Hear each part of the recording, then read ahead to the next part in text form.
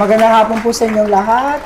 I-hold nga natin patuloy yung throne ni God, even as yung worship natin kanina, sobrang antindi talagang ano natin yung presensya at yung throne ni God.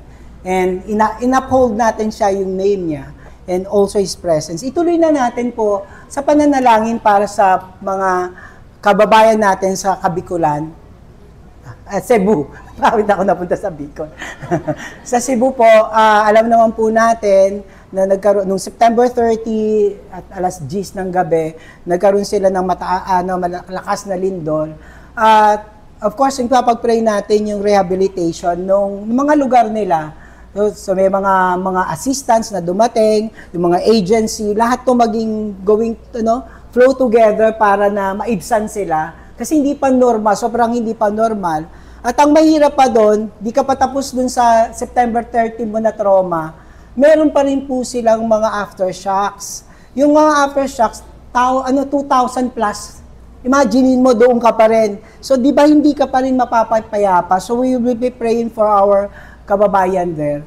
Tapos, alam niyo po ba, mataas din yung intensity ng mga aftershocks for yung intensity. So, hindi lang basta aftershocks na mild. It's still shaking them. Ang hirap nun na hindi mo alam kung matutulog ka o hindi.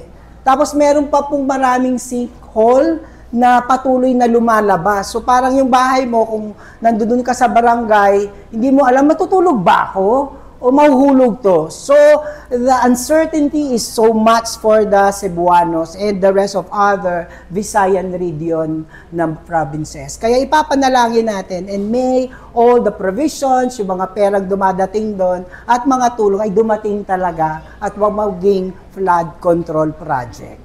Okay po? Sige po, let's bow our heads, and even so po, panalangin po natin to. Heavenly Father, we thank you. Even, Lord, ikaw lang din yung kakapitan namin, Lord. You are holy, holy, holy, the Lord God Almighty.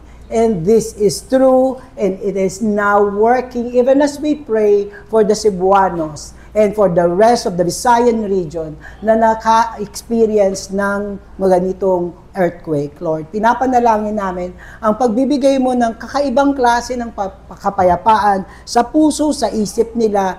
Lord, yung mga may na-trauma, may namatayan, yung mourning nila, everything emotionally, spiritually, settle them. May you be there. And Lord, establish your presence even to these people and families sa pamamagitan ng mga assistance, sa mga programa, sa rehabilitation. May there be manifestation of your presence, Lord, handed, yung materially resources na nandoon sa kanila. And Lord, we pray, tama na po yung mga aftershocks, Lord. Ikaw na po ang humahawak ng makalupuan doon para matigil na po yung mga earthquakes or yung mga aftershocks. God, Lord, nabanalangin po namin, Lord, ang aming mga kababayan doon sa Kabisayaan. Nawa ang iyong kapangyarihan patuloy na kumupkop at mag-cover sa kanila. Ito po ang aming samo at dalangin sa pangalan ni Jesus. Amen and amen. Salamat po.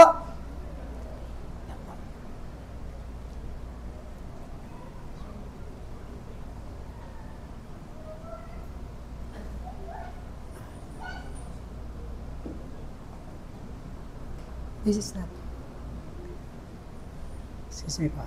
is not mine.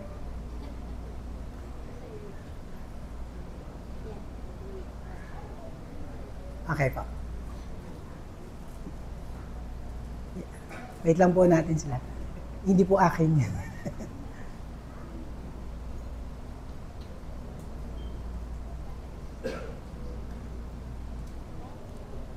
See, that's mine. The black one. Okay. Okay. Alam nyo, muli, narinig ng Pilipino at ng Pilipinas ang ating pag-cry ng justice. In fact, the Trillion March is really reverberating.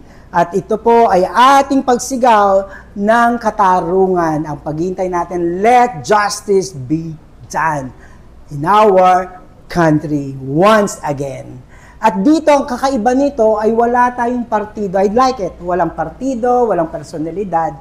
Parang sama-sama tayong talagang tumutulong at naghingi ng katarungan, lalo na yung corruption na ito ay widespread. So kailangan sabi natin, tumulong tayo, magkakasama-sama tayo, humingi tayo ng katarungan. At dahil dito, mayroon tayong hiniintay na pagbabago at pag-asa. May pag-asa ba? Sasabihin na natin naman ulit, nangyari na yan. Meron naman ding dating hukuman, may hearing, napakulong, tapos pagkatapos makulong, palalayain, absuelto, nandoon pa sa government seat ulit. Di ba? Ang hirap sabi nga din ng iba, naku, yung hearing na yan. Wala naman ding mangyayari dyan. At nawawala ulit ang pag-asa, lalo na ang pag-asa sa paghingi natin ng katarungan. Pero mas madalas, hindi lang naman din yan ang ating hinihiling ng katarungan. May pare-pareho tayo at may kanya-kanya tayong mga hanas sa buhay. Sabi natin, nagdrama na tayo katulad ng drama ni Susan Roses noon. Life is all unfair.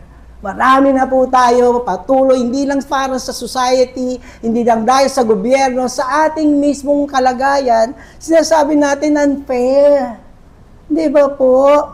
Unfair. Ang dami ko nang ginawa, tapos ako pa yung masama. Ako na yung nagtiis, sila ang nakikinabang. Anong ginagawa lang nila? Mag-TikTok. So, ang dami-dami nating mga hanas sa buhay dahil sinasabi nating unfair and there is no justice. Alam nyo, nung tiningnan ko yung mga mata ng pusa, ng isda, nakita nyo, akala nyo ba siya yung nagsasabing unfair? Yung malaking isda lang? Tingnan nyo yung maliit na isda. Ganon din naman yung tingin ng mata niya eh. Sabi nga ni Benz, pag inggit, hindi sila nakapikit. Pareho silang umaangal.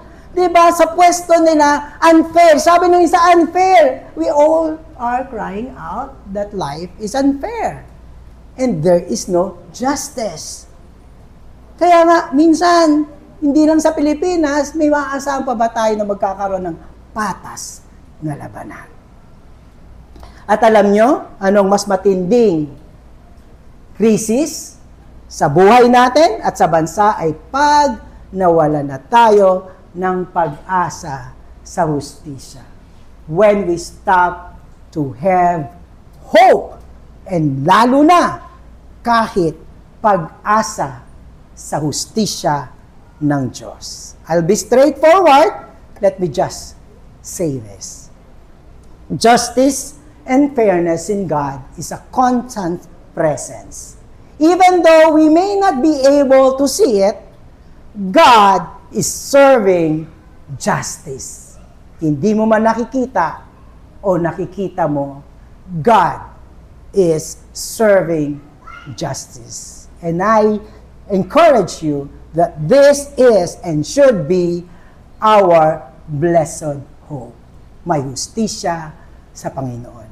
And there will come a day when in the face of the world, sa mukha ng buong mundo, at sa mukha ng bawat isa sa atin, the justice of God will, without a doubt, will prevail. His judgment will descend from heaven. The judgment, let me repeat, of God will descend from heaven. At hindi lang yan. Pagdating ng tamang panahon, hindi lang judgment ni God ang magpiprevail, and His eternal and glorious what? Rewards will exalt the earth. This is week 2 of our eschatology series, The Great White Throne. And for the second week natin, we will be studying the final judgment and God's eternal rewards.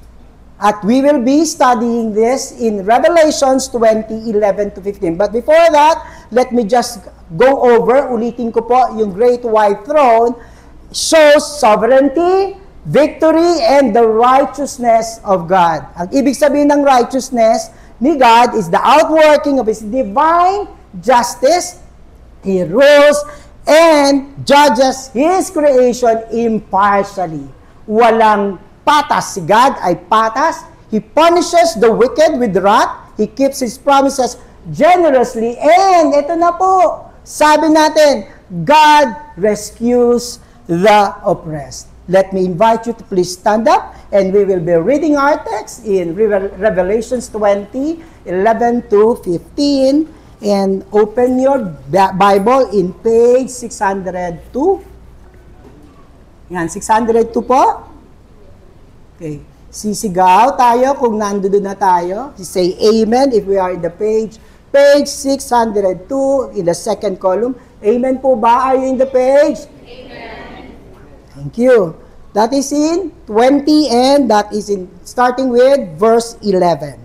1, 2, 3, go. Then I saw a great white throne and him who was seated on it. From his presence air and sky fled, and no place was found for them. And I saw the dead, great and small, standing before the throne, and books were opened.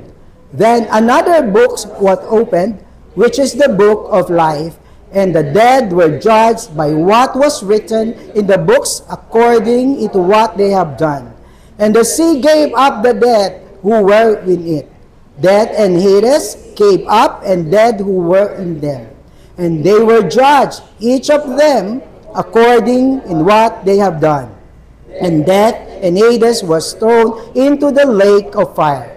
This is the second death, the lake of fire. And if anyone's name was not found written in the book of life, he was thrown into the lake of fire. Father, once again, we are opening a very, very sensitive book, Lord. Lord, but this time, Lord, we hold on to the promise of the Holy Spirit to give us better understanding, Lord. Especially, it involves our future and our hope here and in eternity. This we pray in the mighty name of our Lord Jesus Christ. Amen and amen. Be seated. Maraming pong salamat.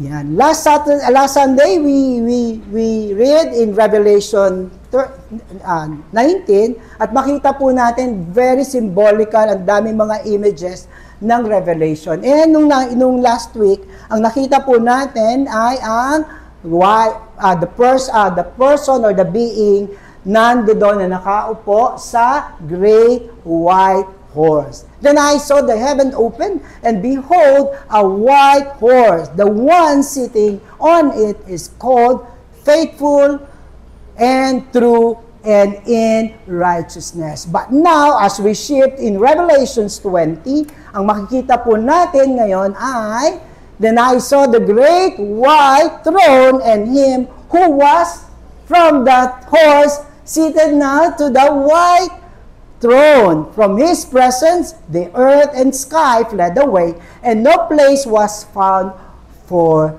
them. Alam niyo po ba, yung great white throne at si Jesus Christ will be the one who will execute the judgment. Ay mismong pinrophesy ni Jesus Christ sa Book of John. Sinabi niya na agad to nung siya ay nagtuturo sa mga Hudyo during that time. And if we read John 5 verse 27, and he has given him authority to what? And he has given him, yung he dito si God the Father, has given him, Jesus Christ, authority to execute judgment because he is the Son of Man. Sabing gano'n, do not marvel for this, that the hour or one day is coming when God will execute judgment. And as we are talking about, we are looking at the final judgment. Against whom? Basahin nyo. Against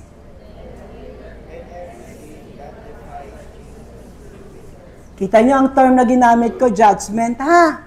Para hindi kayo dito. Amen? So, hindi dito. Para sigurado lang po. This is the judgment. Sabi dito, and I saw the dead, great and small, standing before the throne. Nakita niyo po, ibig sabihin, sa final judgment, ando doon si magja-judge, si Jesus Christ. Sino ang standing before the throne? Are dead and small. Great and small. Ibig sabihin nito, lahat ng tao ay haharap sa judgment, sa great white throne. Anong sabi sa Hebrews? And just as it is appointed for man to die once and comes judgment. Lahat po tayo ay hindi tayo forever mabubuhay. Pag tayo'y namatay, haharap tayo sa Panginoon. Judgment pa muna. In general generic lang to huwag kayo matakot. Sabi nga ganon. So, ibig sabihin dito, dun sa Revelation 20, sinasabi, great and small. Ibig sabihin, yung mga tao dito na great, at yung mga tao na small at hindi kilala, namatay na nga't walang nakakakilala at wala siyang puntod, will still be before the great throne. And after that, judgment came. Pero kapag buhay pa ang tao at dumating si Kristo sa second coming, haharap din siya sa great white throne. Let's go back to John 5. When all who are in the tomb, ito yung sinasabi niya, di ba kanina sinabi ni Jesus Christ, was given the authority to judge. And then, sino yung judge niya? Nakita niyo po. When all who are in the tomb, patay na, will hear the voice and come out from their tomb or sa kanilang kamatayan, those who have done good. Tapos, to the resurrection of life. And then, ulit pa rin tayo dito, and those who have, so mabuti at masama ay haharap sa great white throne, done evil to the, tingnan yung kaibahan, resurrection of life, and the other one is resurrection of judgment. O dito hindi tayo dito sa pangalawa, hindi naka-red font. Okay. And the sea gave up the dead who were in it. Death and Hades gave up the dead who were in them. Ang sabi, pag hindi ka Kristiyano, pag ikaw ay namatay, itatapong ka kagad sa death and Hades. But you are waiting for the final judgment. Kaya nitong final judgment na, iluluwa ng death and Hades na place, tingnan nyo, personified. Iluluwa ni kamatayan, iluluwa ni Hades. Ang Hades po ay, alam na to ng pag bimasak mo, ikaw ay Jew, pag binasa mo to maiintindihan mo, alam na nito, ito yung abyss sa kanila. So meron na tagad silang pinaniniwalaan na Hades. Ano daw? Iluluwa sila pagdating ng final judgment. They will be judged according to the first criteria, the criteria for judging. Anong first criteria? And they were judged, each of one of them, according to what they have done. And also, inulit din siya sa upper verses, and the dead were judged by what was written in the books, according to what they have done. So, may libro na sinasabi ang Revelation, this is figurative, symbolical, that our life are being recorded ni God sa heaven. So, i-judge ka dun sa books according to what we have done. Ano ngayon yung kailangan nating gawin upang hindi tayo mapapunta sa judgment? The dead, yung books niya, yung books containing the records of each person have done. The deeds, alam niyo po, ano naka-highlight dun sa anong dapat nating gawin at hindi dapat nating gawin? Ang nakalagay doon, the books is how does one regard God in his and her lifetime. So the very determining factor is, kamusta ka sa Diyos? Anong ginawa mo para sa Diyos? So ganun yung usapan natin. Hindi ko sinabing ilang flood control project ang ginost mo o ilang simbahan ang pinatayo mo. We're not talking about it. We're talking about the principle of how do we regard Jesus Christ and the Lord Almighty. Ganda kanina, holy, holy, holy, the Lord God Almighty. So ito yung determining factor. Kaya nga sabi, it will only one life, it will soon be past. Only what is done for Christ will what? Surely last. Sabi ni Jesus Christ uli, alam niyo, punta ako ng punta sa gospel para maintindihan ko yung revelation, kasi si Jesus mismo yung nagsabi dito. Anong sabi ni Jesus Christ? Nung pinahayo niya yung mga disciples niya, sige, ihayo, nakilala na nila si Kristo. Yung gospel, humayo kayo. O, pinahayo sila.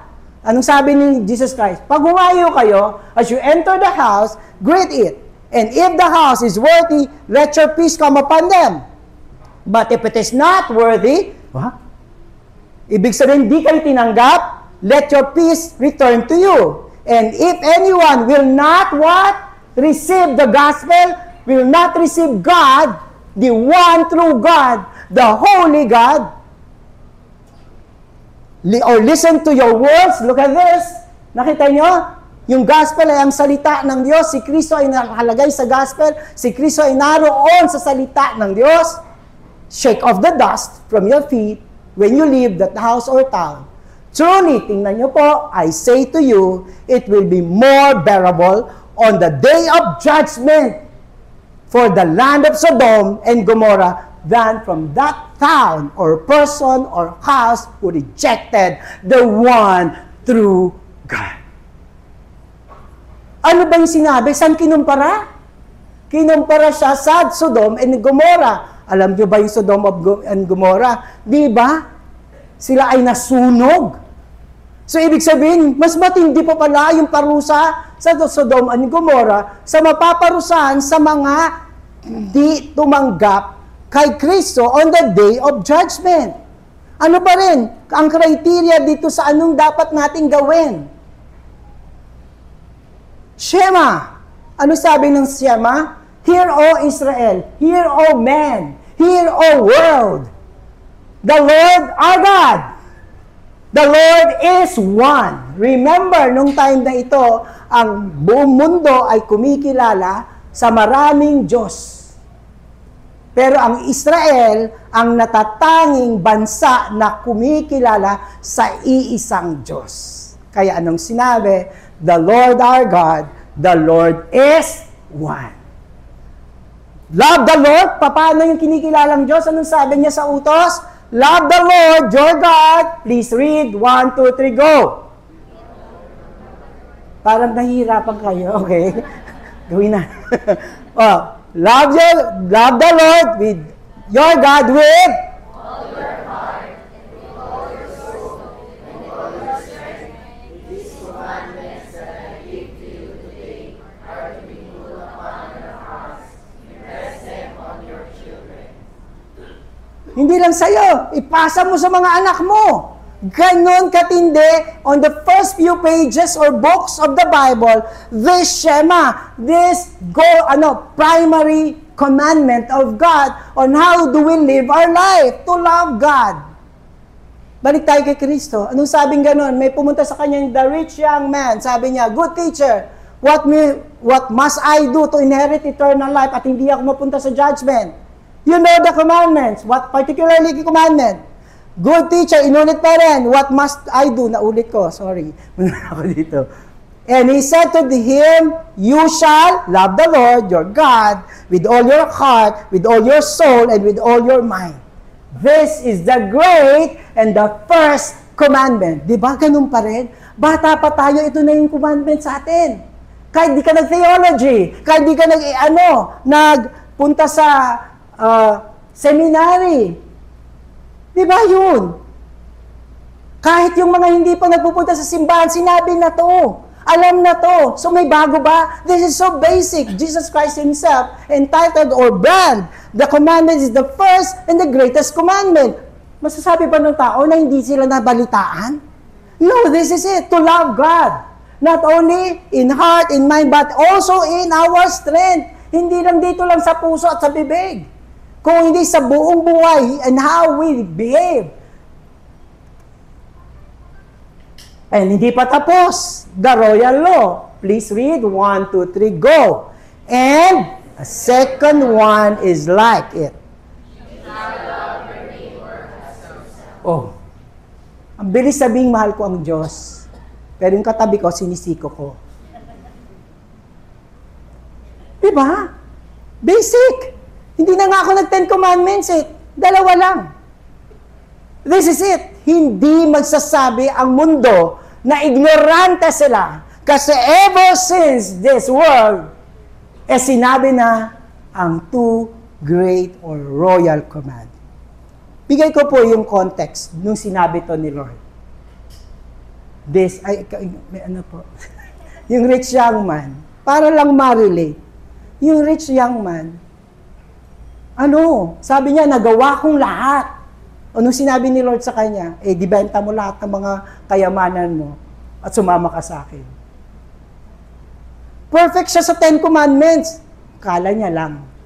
Kasi nung ibibababa niya na yung mga kayamanan niya, hindi niya maibigay sa Panginoon. Love mo ba ako? In your face. How can we see that we love God? When ang heart natin is for our riches. What is our riches? Alam niyo, pinaka-riches niya?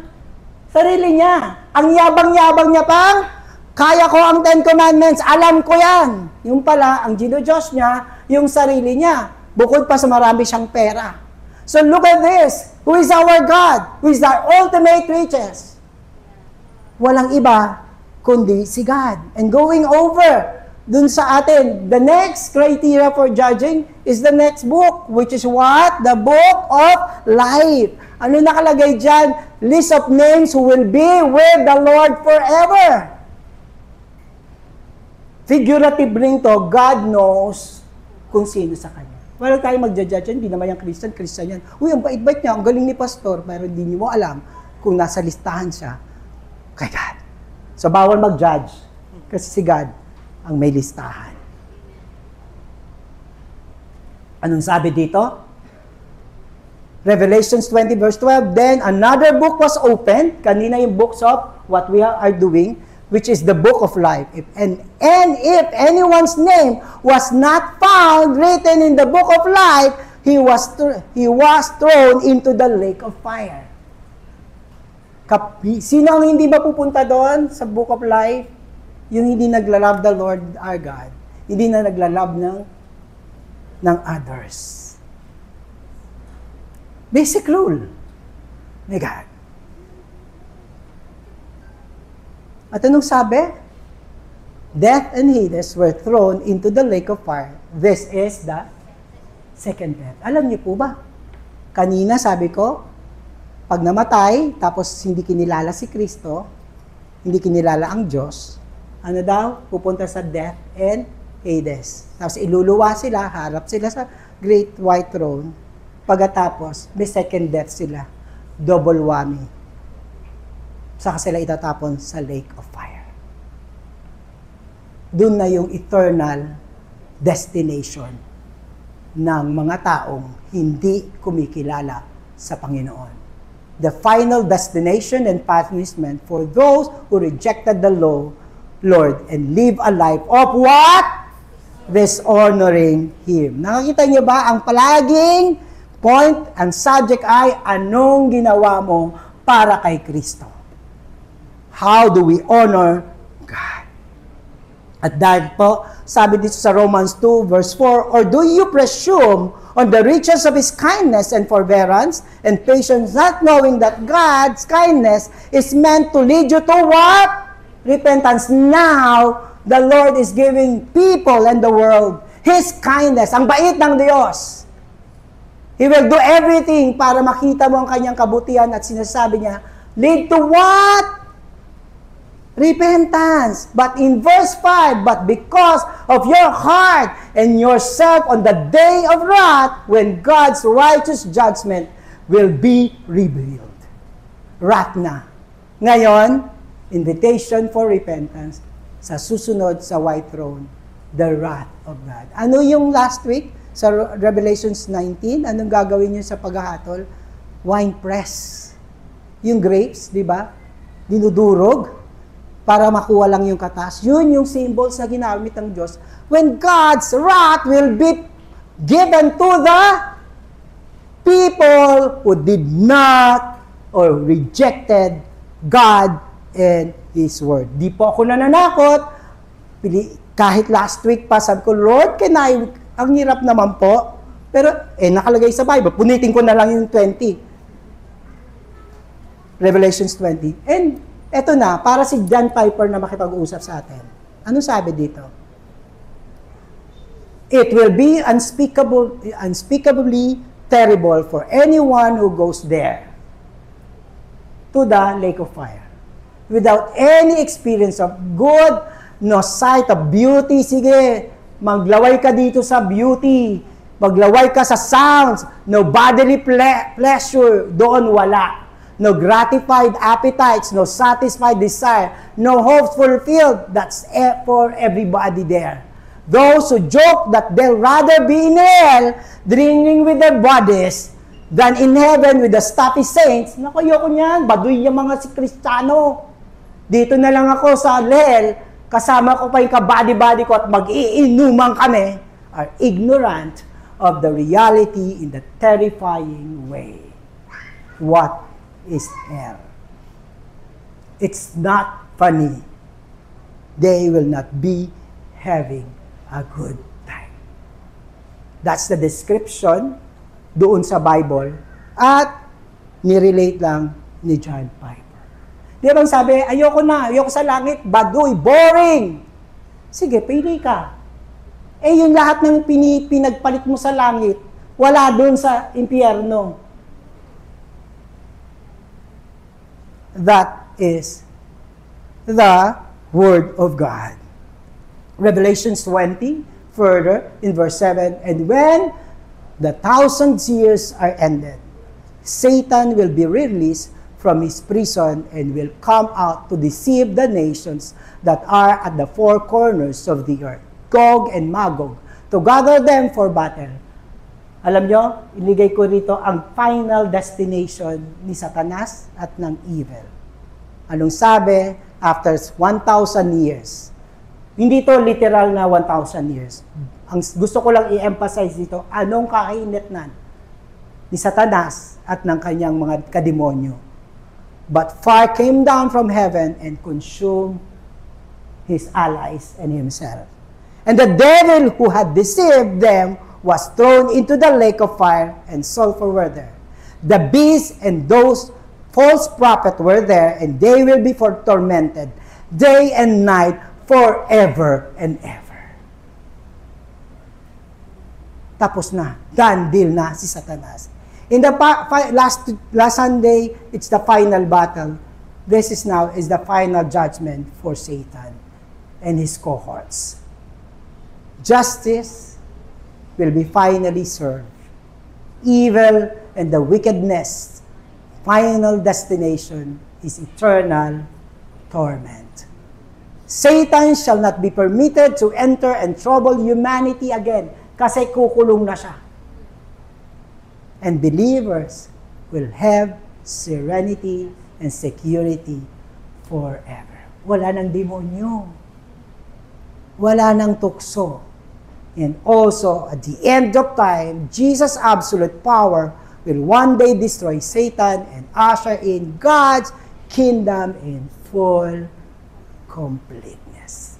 This awaits for people who did not reject God, but embrace God for who He is. Kaya, lipat na tayo sa giving of God's glorious rewards and the full restoration of Christ's faithful one. Balik lang din tayo sa Book of Life. Ano nakalagay dito? And I saw the dead, great and small, standing before the throne, and books were opened. Then another book was opened, which is what? The Book of Life. Re-rephrase ko na lang sa verse 15. Di ba sabing ganon? Kapag hindi nakalagay doon, if your name is not found in the Book of Life, itatapon ka. Hindi sa inyo yun, Hindi sa inyo yan.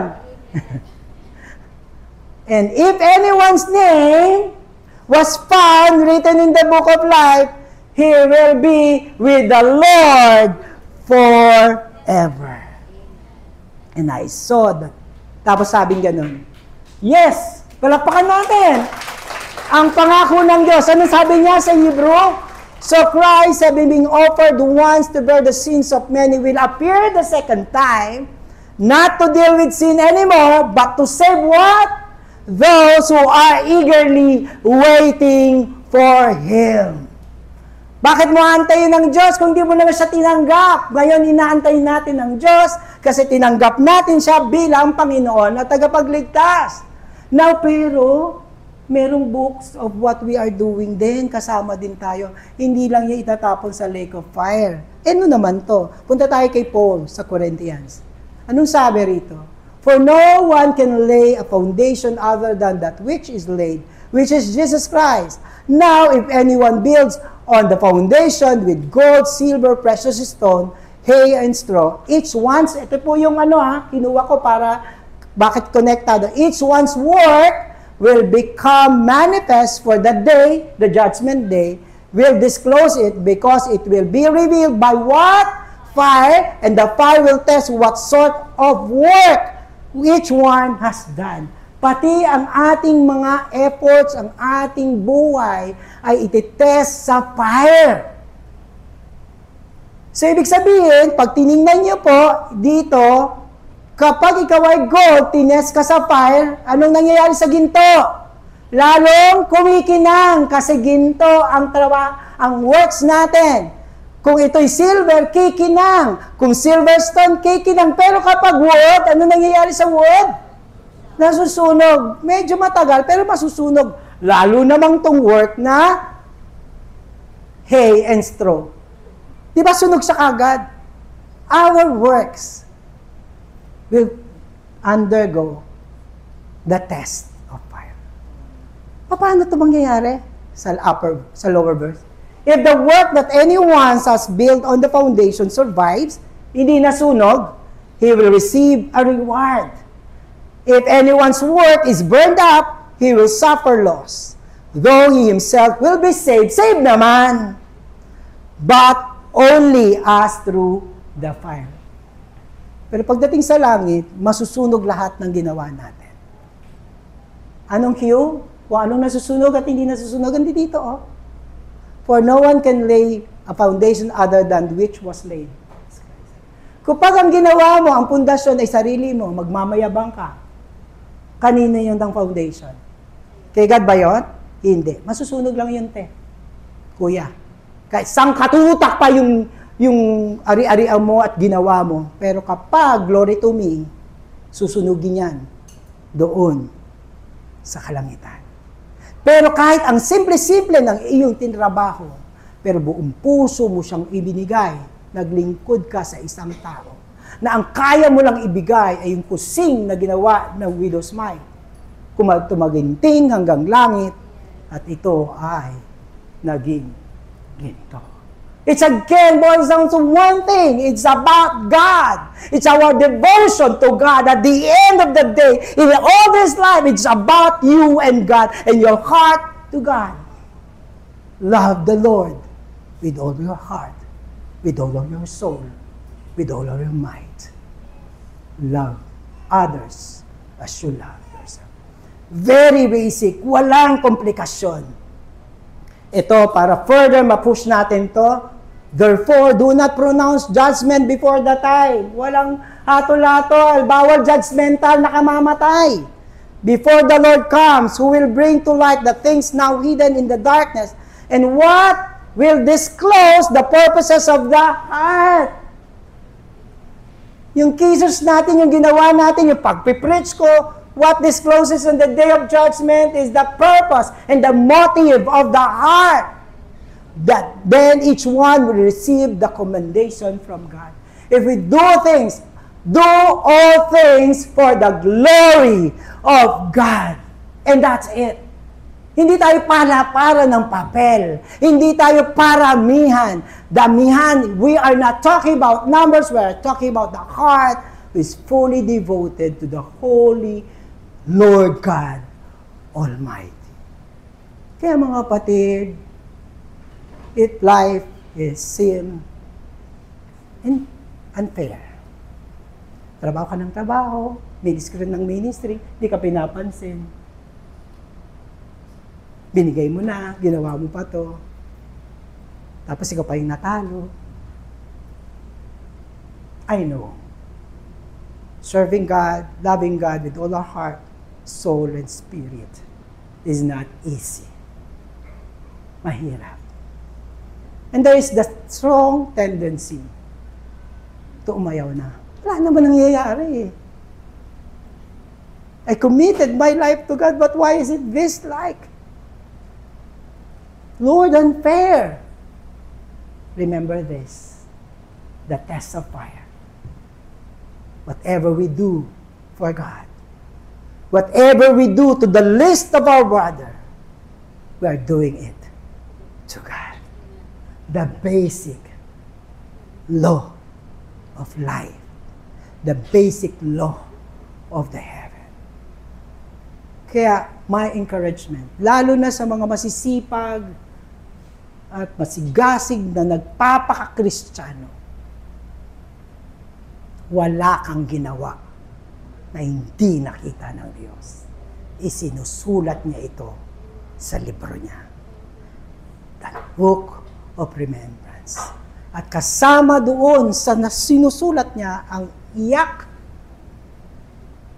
ang sugat, pero nananatili kang nananampalataya sa Diyos. Christians, let's have this hope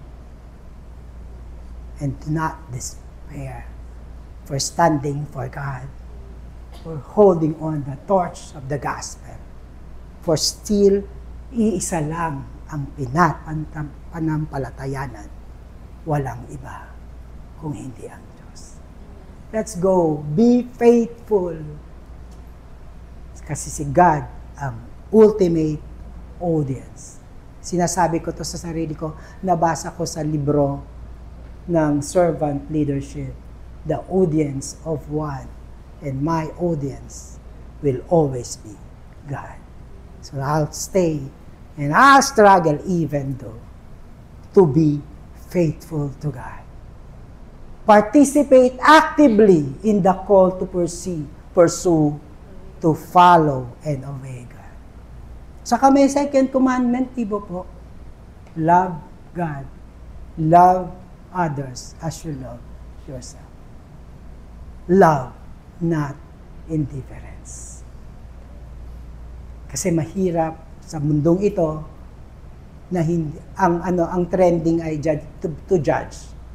Ang dami nating forum para mag-judge, maging troll, mag-dislike. Nasanay ng mundo ngayon maging critical. Kinakain nito yung love sa ibang tao. At kakainin nito yung royal law to love others and to love yourself. Especially those who are small in the world. Sino yung nandoon? Sa harapan ng great white throne who will be receiving the reward. Let's go back and finally go back to our text sa Revelation, sa book. Sa 3 muna tayo and then sa Revelations 20. Worship team, please come forward. The one who conquers will be clothed thus in white garment, and I will never blot his name out of the book of life. That is God's promise for those who will persevere, who still would stand for and in and through God by the power of the Holy Spirit and by the Word of God. And going back to our text sa 20, and I saw the souls of those who have been beheaded. Huwag naman kayo matakot, hindi usapang pinugutan ka dito. For the testimony of Jesus Christ and for the world. Ibig sabihin, we are suffering, pero we will stick to testify Jesus and to testify the Word of God. And those who have not worshipped the beast or its image and had not received its mark on their foreheads and their hands. Yung mga hindi bumitaw kay Kristo, hindi pinili at hindi nagsamba na hindi si Kristo lang, kundi si Kristo lang at siya lang ang holy and holy God. They came to life and reigned with Christ for 1,000 years. This is our hope. Though the world may be hopeless, we remain our hope in the sweet by and by. Our hope is in Jesus Christ. 1,000 years is just figurative. Ibig sabihin nun, we will be reigning with God forever and ever. Anong pangit sa lake of fire? Walang Diyos. Anong meron sa kalangitan? Nandoon si Kristo. Nandoon si Kristo. And we will be standing before Him. Alam niyo po ba, yung kanta natin, last song, Holy, Holy, Holy. Of course, ang unang naisip natin sa holy is holiness, banal, pure. Alam niyo, ang isa pang meaning ng holy, only one, the distinct one. Kaya pagkanta natin kanina, sasabihin natin, Holy, Holy, sinasabi mo, there is no other God. At tama, sinabi ni Coach Benz, we are privileged. Woe to us! Marumi tayo, pero makakaharap tayo sa Kanya. At makakakanta tayo ng Holy, Holy, Lord God Almighty, because the Lord redeemed us.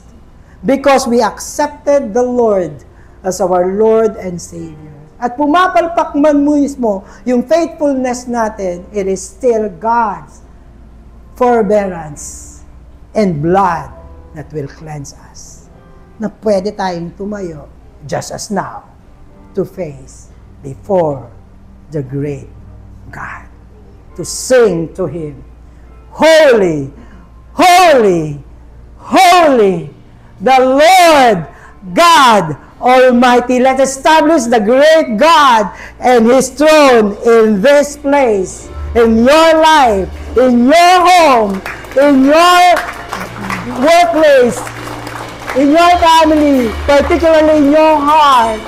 Father, this is our prayer, and this as we sing our song to only You.